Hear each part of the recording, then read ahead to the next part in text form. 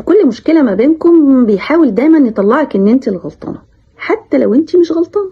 يقعد يمسكلك على اي حاجة صغيرة انت قلتيها او عملتيها، ويتغاضى تماما عن اي حاجة هو بيعملها. تلاقي نفسك دايما المتهمة في رواية احدهم. خلي بالك اللي قدامك ده بيتلاعب عليكي وممكن يكون نرجسي.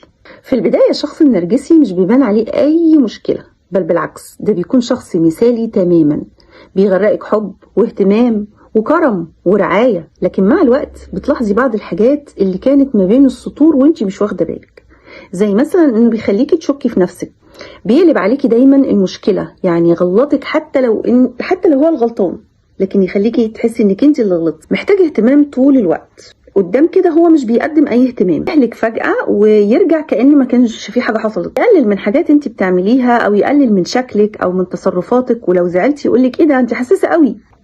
مع الوقت بتحسي ان انت ما بقيتيش انت، بتحسي ان كل حاجة فيك اتغيرت، في حاجة تقيلة جوه قلبك وانت مش فاهمة فيه ايه. اخطر حاجة في الشخص النرجسي ان هو بيكسرك او بيكسرك بهدوء.